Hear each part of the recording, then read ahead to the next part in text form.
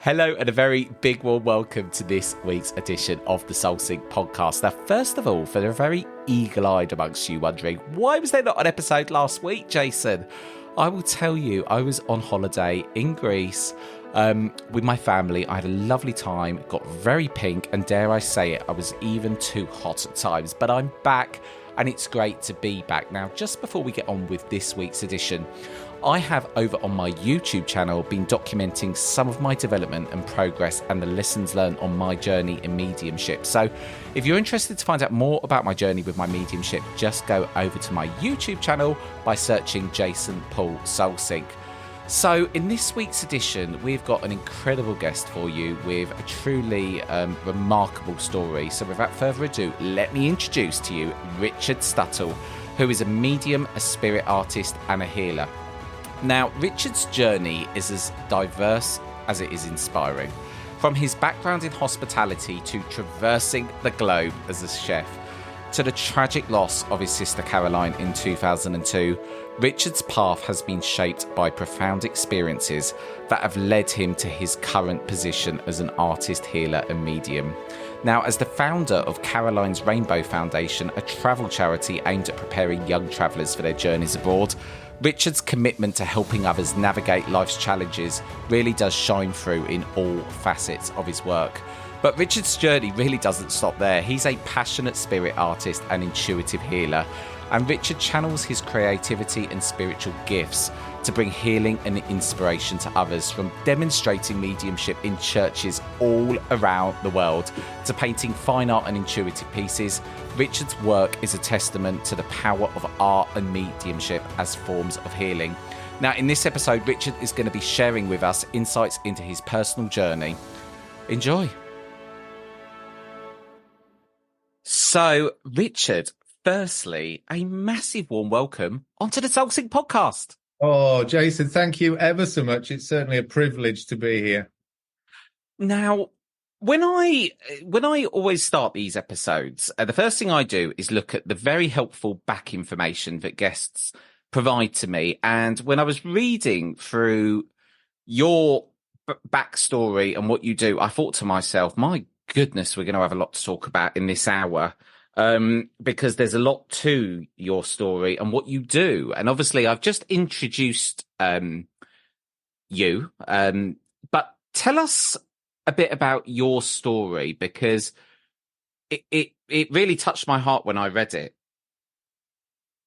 So, I mean, I was very privileged as a child and growing up, and I don't mean that financially. I mean it more in the sense that I grew up in a safe, secure environment, and I was never told anything was wrong regarding anything spiritual or anything to do with nature. I was always encouraged, and anything with creativity and art, which I think is so important. So from that point of view, and the early years were certainly fantastic. I suppose the start where the story really hits home is with my sister. So we were really, as young people and as teenagers, there was 5 years between me and Caroline, and we traveled as a family. We traveled independently, very much encouraged to go, explore the world, follow your dreams, that confidence as a young person to try and step out into the world. Caroline did that on her own and went off to Australia backpacking. She was 19. She went with a friend of hers. And I mean, I encouraged her to go. At that time, I was working in the French Alps, doing winter seasons, which were fantastic. So anything to do with travel, we very much loved. Halfway through her adventure, or not even that, she was working her way up the East Coast, found herself a place called Bundaberg.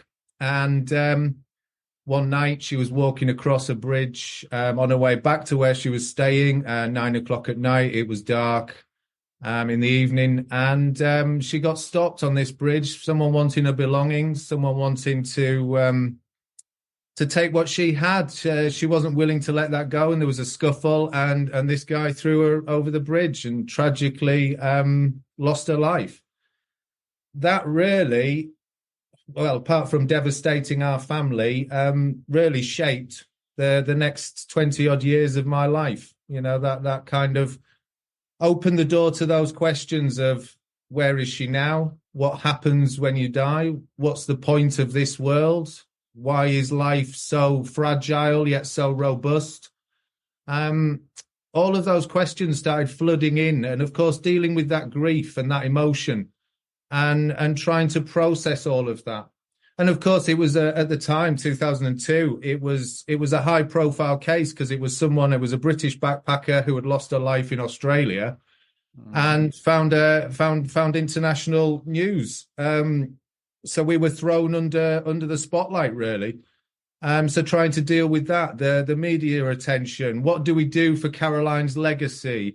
Her life force, her passion for life, because we obviously knew her incredibly well and knew the person she was, and we felt that we couldn't just let her passing go in vain, So that really was the starting point for this chapter that seemed to be ongoing for 20 odd years. What a thing to have to deal with. How did you even? What was the journey? What after it kind of happened to you?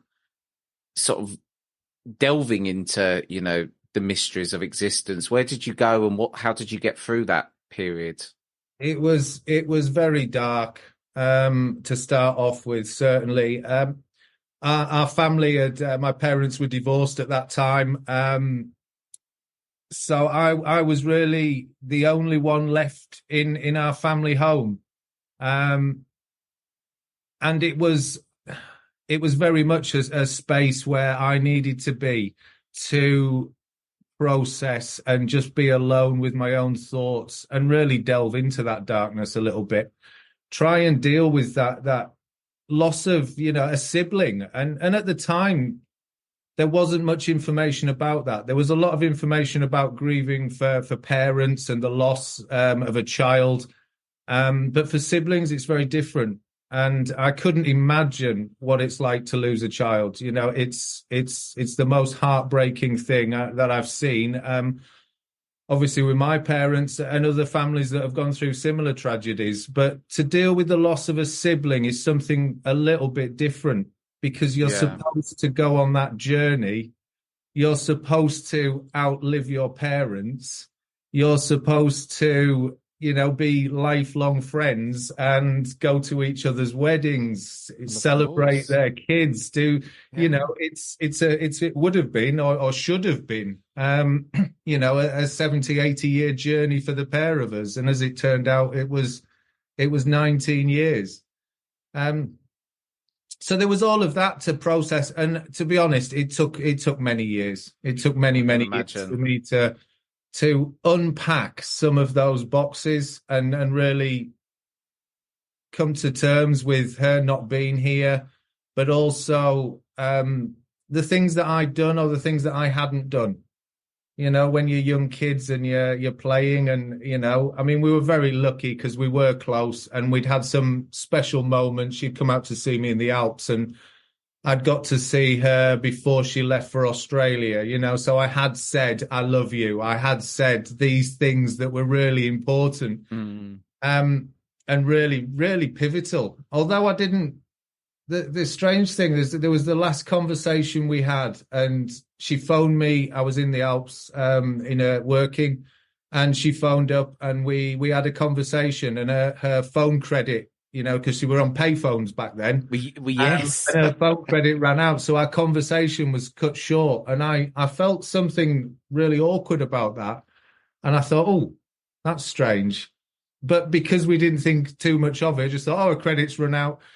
It's in hindsight when you look back and you felt, hang on, there was a bit of a jarring there. What was that? And that was the last time that I spoke to her. So it was trying to come to terms with all of that. And then obviously opening the door for where is she now, for what's happened and where's she going. When was it that you started to look at things like where has she gone? At what point, sort of after her passing, was that? It wasn't long after, because I've always been interested in philosophy or the way that the life is, the way that creativity unfolds for people. So it wasn't long after the strange things that happened, because I was in the family house by myself, and whether it was objective or subjective, I don't know, but I was in my bedroom, and it, late at night or whatever, not sleeping, obviously. And she used to play the organ, and we had an organ downstairs, and I could hear it playing. And you just think, wow. Whether it was subjectively or objectively, to this day, I don't know. But I was too afraid at that point to get, it was more put your head under the covers and, oh my goodness, is this I think I would have been the same, Richard, given the circumstances. So where did you go from there? So that was a point where I thought, there's people around, there's something around. There was stories from when my sister was little, where she'd gone to see my dad after, one morning, and said, oh, there's a man at the end of my bed, and he's talking, but I can't hear him, and I can see straight through him. So she could see spirit. I've never seen spirit, but she was someone who was very in touch. What really clinched it for me around that time was, if you're sat in a room and someone walks in, you don't see them, you feel their presence walk in. Yes, if they're here. And I'd be sat in the living room or whatever, and I would feel her walk in. But obviously she wasn't here. But that said to me that there's something around with energy, and she is still around, or some part of her is still around, because I could feel it. And it wasn't something I'd read. It wasn't something that, watching the X-Files when you're a kid or whatever. It was something that I could actually feel. And I could feel her presence. And that was really clinched it for me, that I wanted to go on a journey and find out, well, what happens? Where is she? What is energy? And where did that prompt you to go and look? Because I think we have to remember as well, back in that time, obviously the internet was a thing, but it certainly isn't what it is now. Oh, very much so. I mean, I was lucky. My father's worked at the Arthur Findlay College. He was a tutor there for 30 years. Oh, wow. Okay. Yeah. So I was lucky. Wasn't it lucky? I said, Dad, where? But so it wasn't something that was out of the ordinary. Working with the spirit world and understanding it. Not that I understood it myself, but I was aware that there were mediums. I was aware that there were healers. I was aware that there was communication. Not that at that time, I think I'd been to the college. I went first time to the Arthur Findlay when I was 19. Caroline passed when I was 25. So I'd been a couple of times. Oh, that's interesting. Yeah, but not really done anything than gone and enjoyed the college, and because I liked painting and stuff, I did some drawing and some art, and I'd done the spirit art drawing and the workshops, and the course, but not really looked into it any deeper than that. Just like you do at that age, you sort of explore a little bit of this, a little bit of that, a little bit of something else. So yeah, I was just sort of feeling out what I liked and what I wanted. And then, of course, life got in the way a little bit, because we set up the charity. We wanted to do something in this world for Caroline's legacy. We obviously had to deal with the trial and the court case and everything for the guy who was eventually sent down. He was sentenced for 15 years for murder. So we had all of that going on at that time. 2003, I left to go to Australia, and I did 2 years backpacking.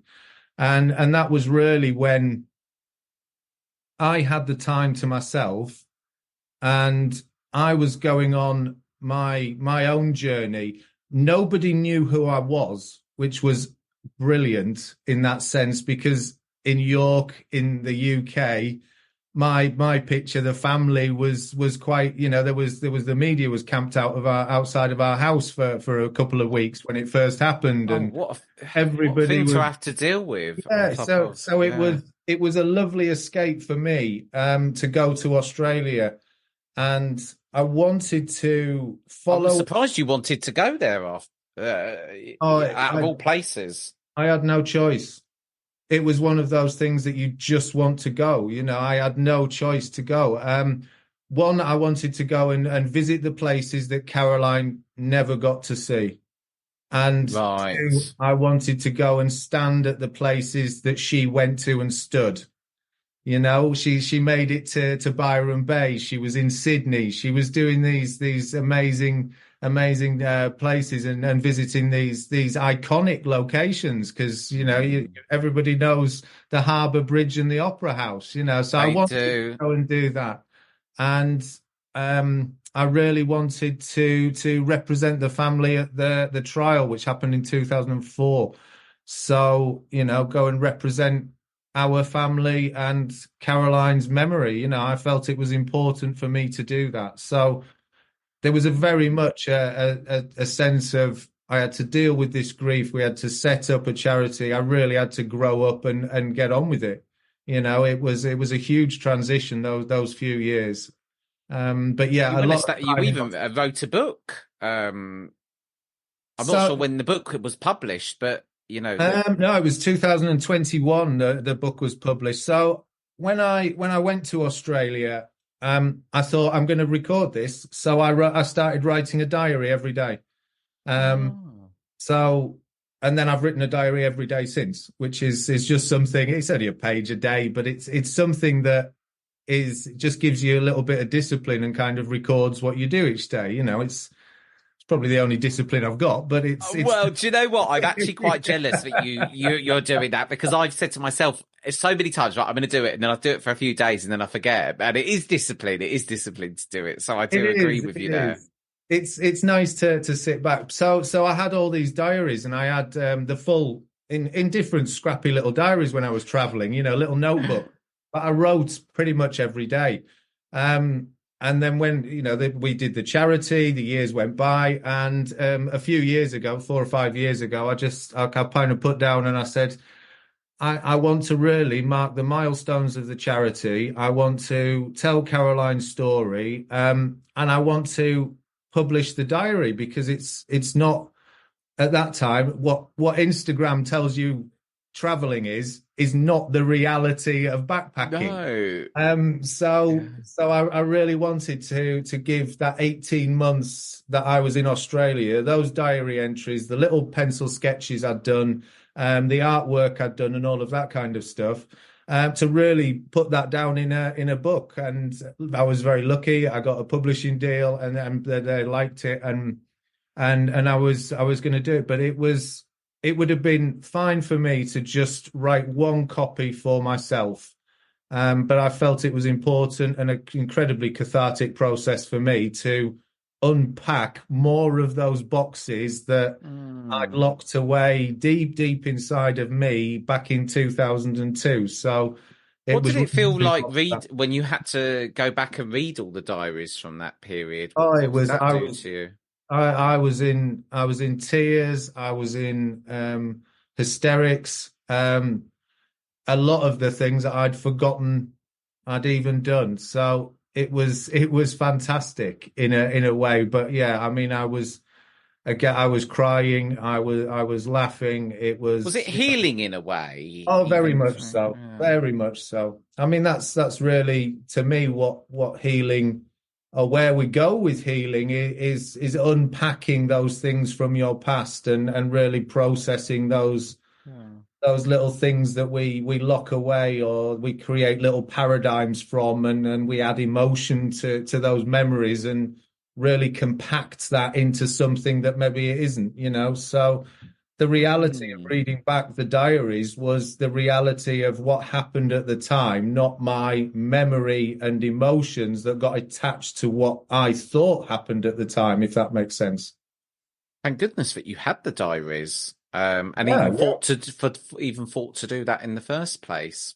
Yeah, well, it was something around. I don't know why. Again, a lot of people's stories and listening to your podcasts, a lot of people's they just feel that urge to do it, don't they? Or there's just something inside Yeah, that tells and them. there's no rhyme or reason most Yeah, of the time, and then it's only when you look back, obviously with the benefit of hindsight.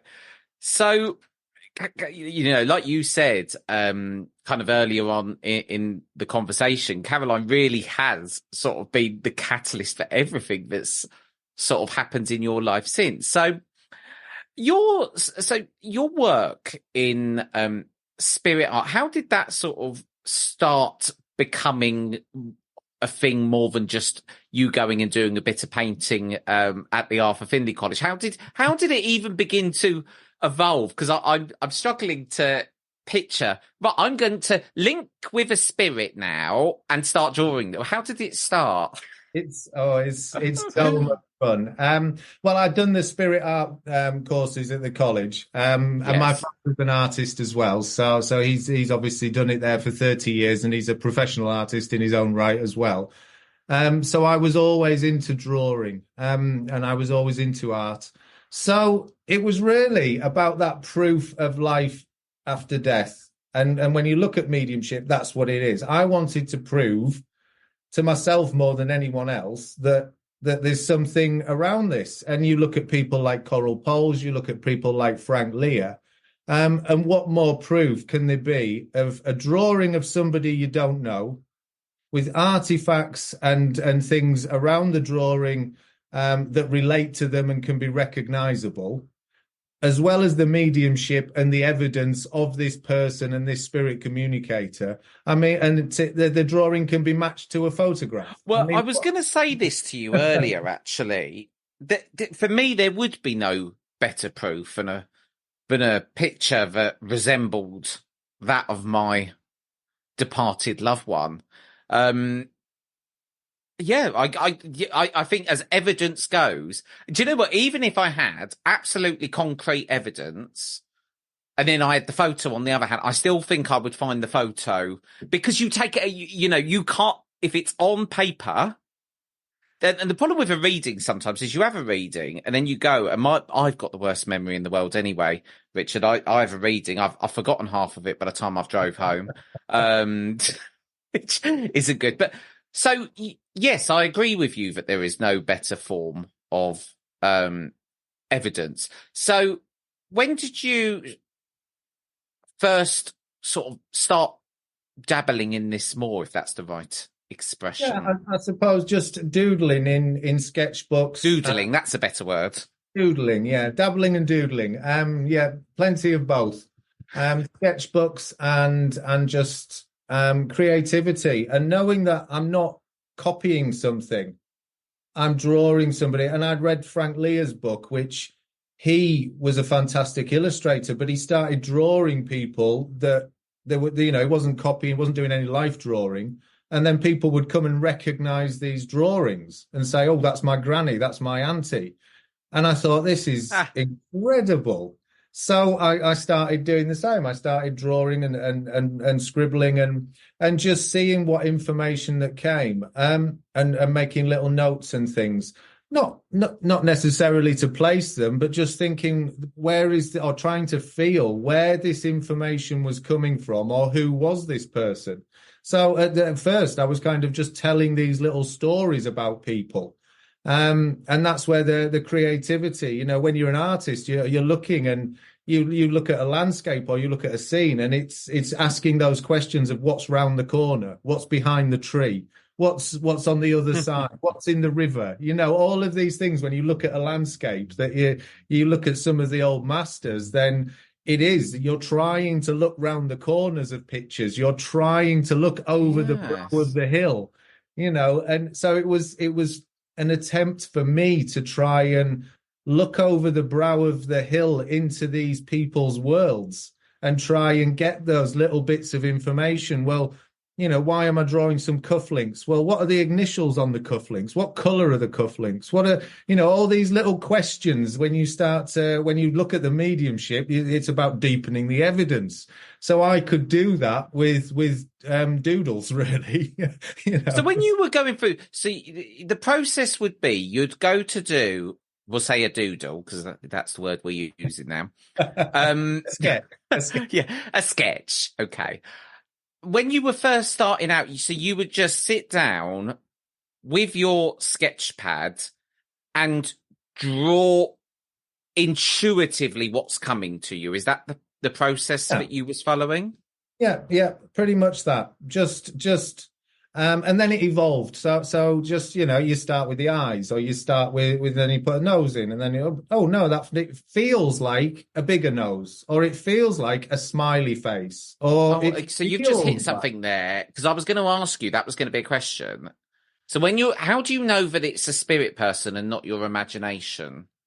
So well, that's when you develop the mediumship. So I went to do courses and a mentorship with people to really develop the mediumship independently.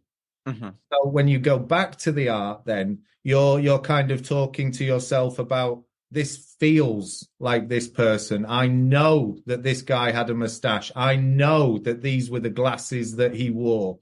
I know that he was a reader, and these are the types of books that he would have had. So you were really asking those questions. Now, when we're doing the dems and the spirit art demonstrations, it's almost like you're flipping between the two. So one hand is doing the art, and the other part is doing the mediumship. But I just feel it intuitively that they tell me, oh, my jaw wasn't like that, or I want more detail here, which then says a few things. It's talking about, a lot of it is about the spirit communicators and what they want, and what kind of art. So I was always interested how my artwork that I'd done independently had gone from landscapes to abstracts to impressionist. I'd gone through to almost hyperrealism stuff, or photorealism. I'd gone through all these phases with the art, not really finding my own niche or finding my own style, or seeing my own style within the art. And now when you're doing the spirit art, it's more in a sense of what the spirit communicator liked. So if they liked abstract art, the picture would be slightly more abstract. If they were a very detailed and studious person in this life, then I would find myself spending a lot more detail on the eyes, or a lot more detail on the features. And that would then tell me something, because I know that that's not my style of art. I know that I wouldn't necessarily paint like that. And sometimes, they come through with a lot of energy. When you're working as a medium, you're working, and sometimes you become more animated, or, oh, this gentleman's making me sit up straight. And, I know that this guy, would have been a very... Has it ever shocked you, like, when you've done an artwork, especially when you were first starting out, and then maybe you saw a photo, was there ever a moment where it was like, oh my goodness, this is like almost, every time. Every time? I didn't realise it was every time. Every time it shocks me. Oh, no, not necessarily. I don't see the photos every time, but so this is another thing that I kind of talk about before I do the dems or whatever, is getting your portrait done when you're in spirit is very much the same as getting your portrait done here. You want your best side. So the spirit communicators, and the spirit world is incredibly intelligent. They sometimes come through younger than when they passed, because more than likely... that's a bit naughty, isn't it? That's like putting up a dating profile picture 10 years afterwards. They're just trying to throw us off, Richard. It is naughty, but it's a way that I think that the spirit world then, the photos that have been matched to the drawings are a photo of your granny when she was on a holiday at the coast having an ice cream with her granddad, and the photos match the drawing. Well, it makes sense. You want your best self. No one's going to want, they're fine, looking their worst in the picture. Yeah, or it's when the recipient, or the person who you're doing the sitting for, it's when their memories are the strongest with that person. So if they spent a lot of Right. time towards the end of their life, you know, if it's your granny or your granddad, potentially then they would come through in a face that's recognizable to them.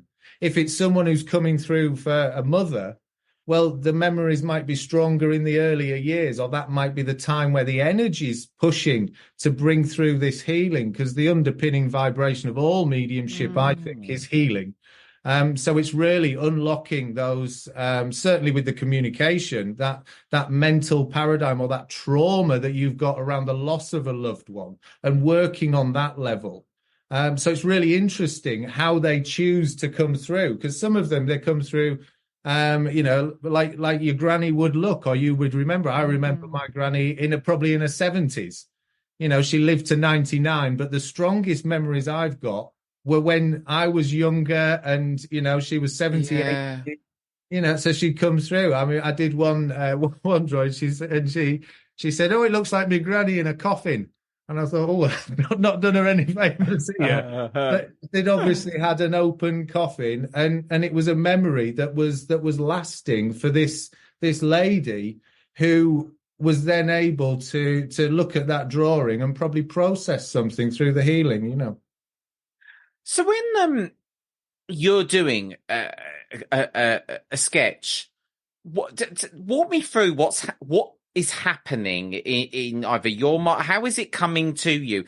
You know, how does it start? How, you know, just walk us through what's going on in Richard's world when you start doing one of these pieces. Are they talking to you? Is it in it? You know, I'm just wondering how on earth you get to a place where you've even got the pencil moving. Yeah, it's about the energy. You know, so imagine stepping yourself on the platform, and you're stepping into that energy. You're going, right, I'm aligned with myself. I'm physically, I'm here, mentally here, I'm here, emotionally, I'm centered and quite comfortable, and spiritually, I'm reaching out to the spirit world. I'm open and aware. I know where I am. So you feel that energy and that presence step in. So I would do the same with the paper. So very often I'd get a pastel, because when you're working with doing the dems, I work in pastel because it's very quick and direct, and you can get going with it. Is I would put that energy straight on the paper. So I would just get a pastel, scribble on the paper. Oh, there feels like there's an energy there. I feel that energy on the paper as much as I feel it around me here. And then we start normally with the eyes, normally then working down the facial features, and just going with what I feel, or knowing that this is right. Very often when I put the energy on the paper, I don't know if it's a male or a female. I can do the eyes. I don't know if it's a male or a female.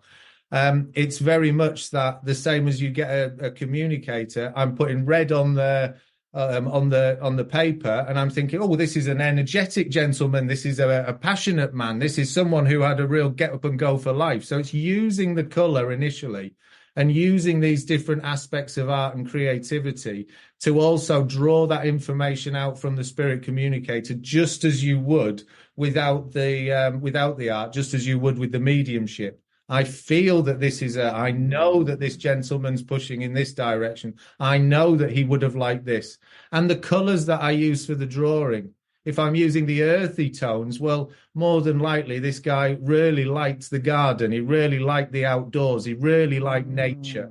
If I'm using the yellows, then potentially he was into, he had a thirst for knowledge, or he was into healing, or he was into the morning sunrise, so you can start to get information from the paper. There's so much you can do. It's more than just the drawing, isn't it? Because you can read into all aspects of it. Oh, it's kind of a duality in the way that the spirit communicators coming through on the paper independently, and then the mediumship is coming through simultaneously, but almost you're feeling from the spirit world, but you're also drawing and putting that energy. There's a flow of energy on the paper that comes backwards and forwards for me as the medium onto the paper. And of course, it's a very direct thing for the recipient.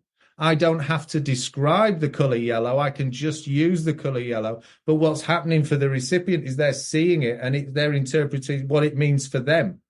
They're bringing that healing. So if I'm talking and I'm using color, it's something that can help the energy to really flow and really connect with the recipient. What's the reaction you tend to get? Because obviously, when mediums normally do platform work, well, sometimes they don't get everything right, and there might be one. Sometimes they might read into something a bit wrong, whatever. You get a reading, and maybe it says more about the caliber of mediums. Obviously, I don't know, but what I'm trying to get at is when you present someone with a picture who's maybe not convinced about the spirit world, you must get some absolutely bonkers reactions from people, because you can't deny it, can you? No. I mean, I'm not saying that all the drawings are 100% accurate, but they are an impression, or my impression, certainly my interpretation, because it's the spirit world work with your skill set. I'm not a trained portrait artist, but I'm not a terrible portrait artist. So I'm somewhere in between. But what people normally say, they either, or I've had it where the spirit communicator's gone, the recipient will recognize the drawing.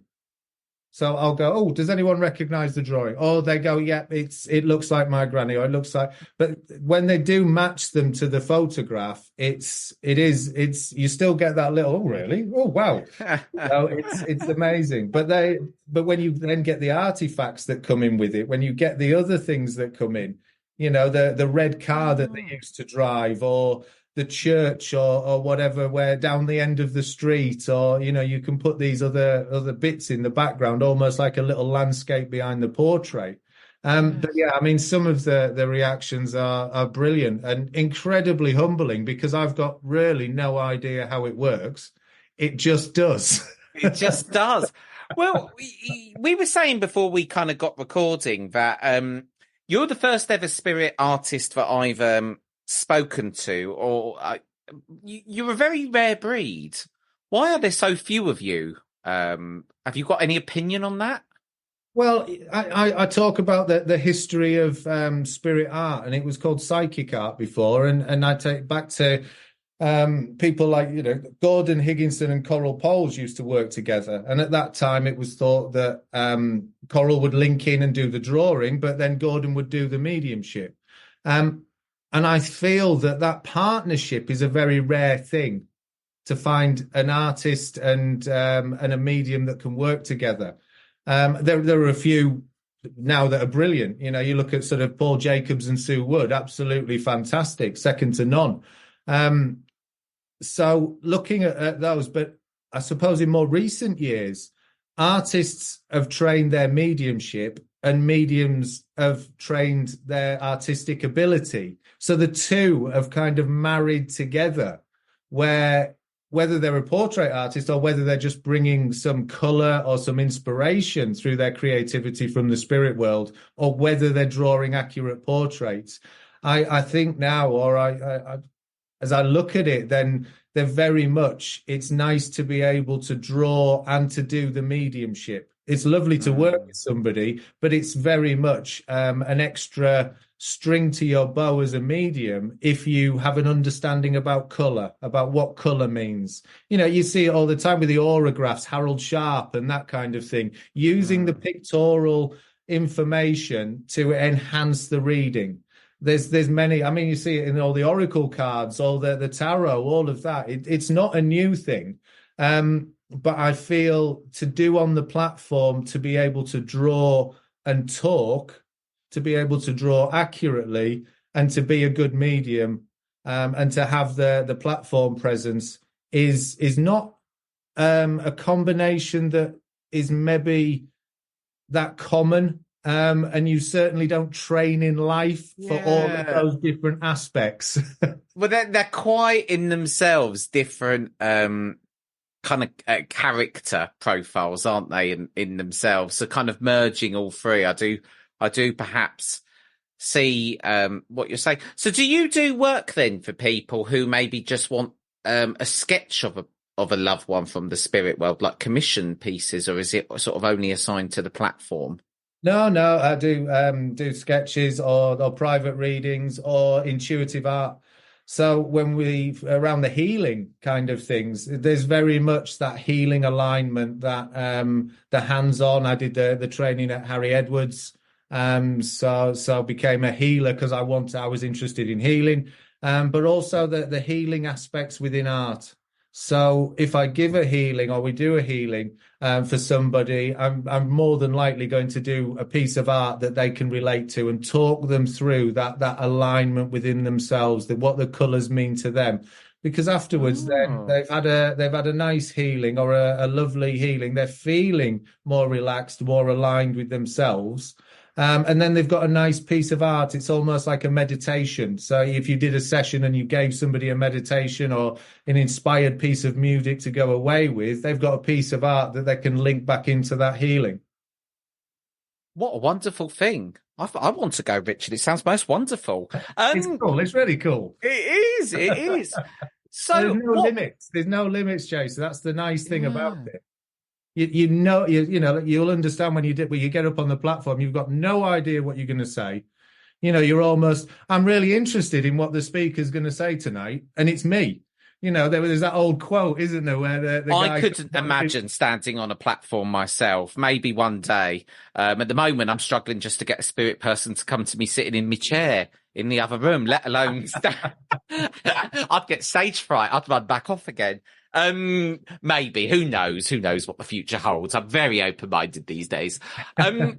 So what advice would you give to people then who you know, are perhaps wanting to kind of follow a similar path and, you know, explore their intuition perhaps more, not necessarily becoming a medium, because I think mediumship in itself, my view on it is, you know, not everyone should be a medium. It is I think that, but what I really want to sort of talk to you about, because I think a lot of what you do is very creative, and there'll be a lot of people listening to this who are creative, who maybe think, you know, I want to get that spark of, intuitiveness or creative magic. And you just seem to have that.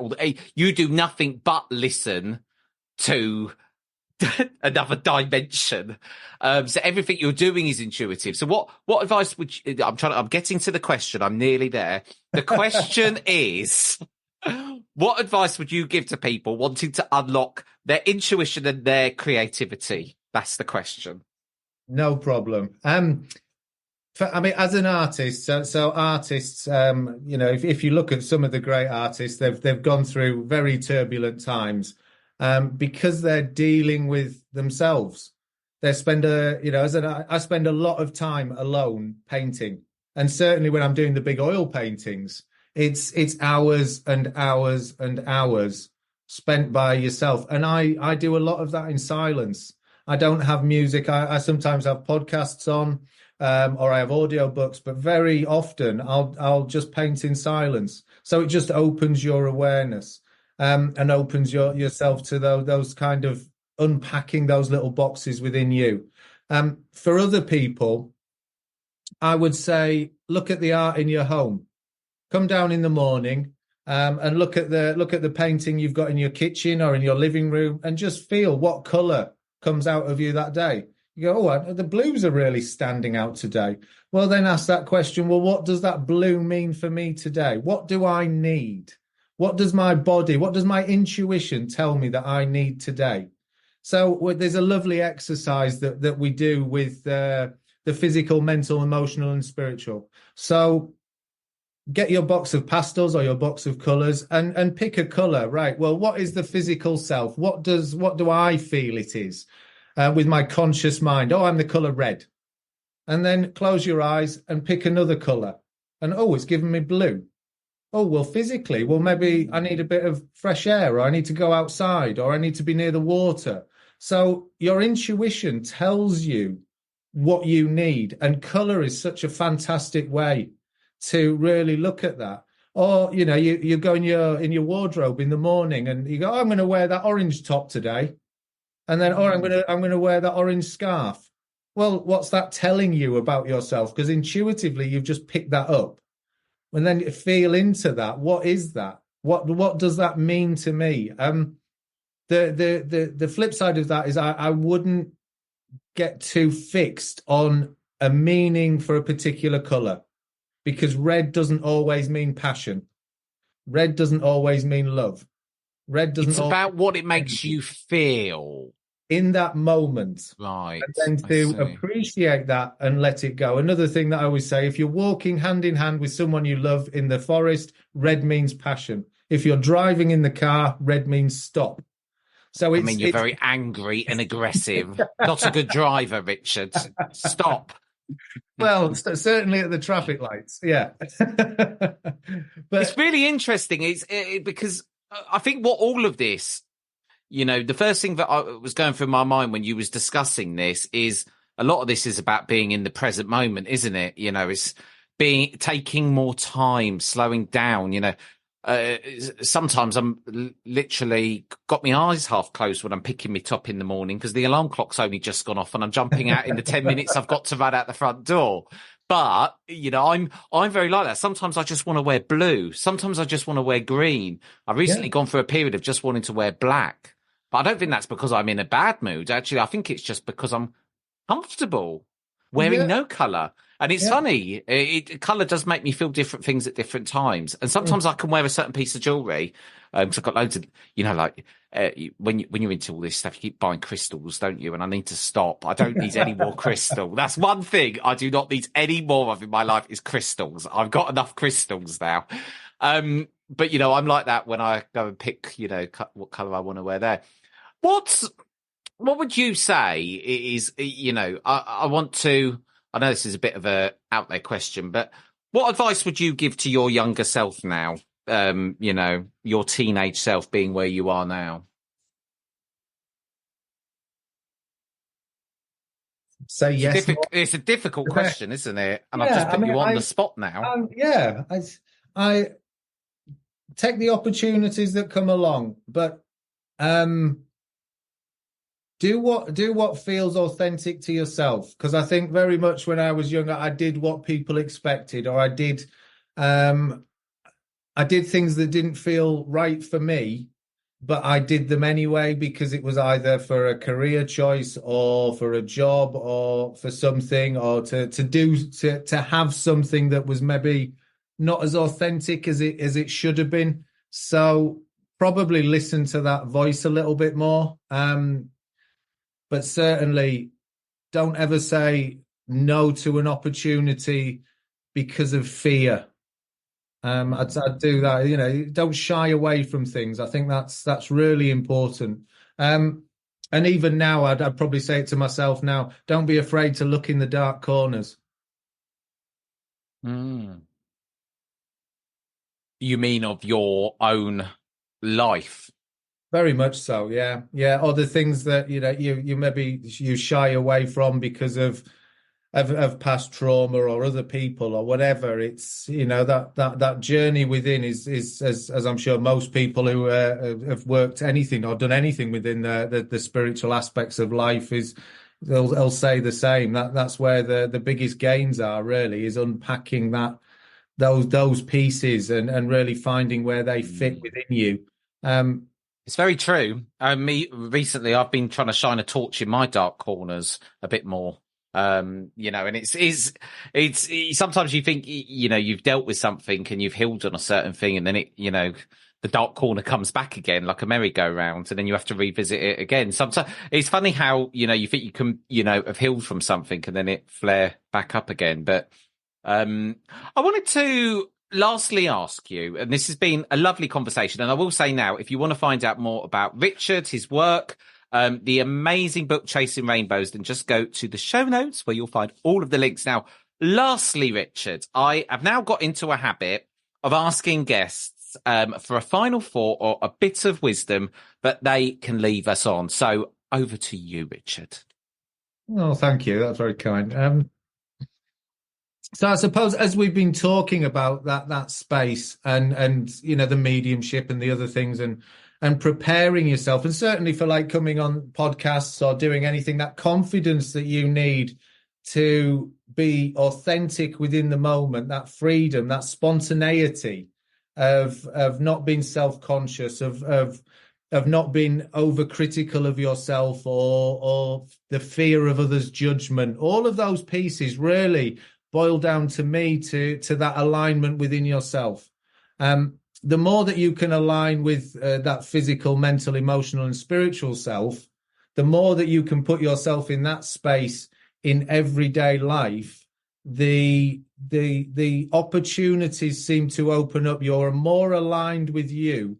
So therefore, you're vibrating on a certain frequency that would then either attract others, or you would be aware of the little synchronicities that come up, like we were talking about the synchronicities earlier on. But that alignment piece of you, because what tends to happen is physically we're getting up, as you use the analogy of getting up in the morning. You're physically I'm dragging myself into the day.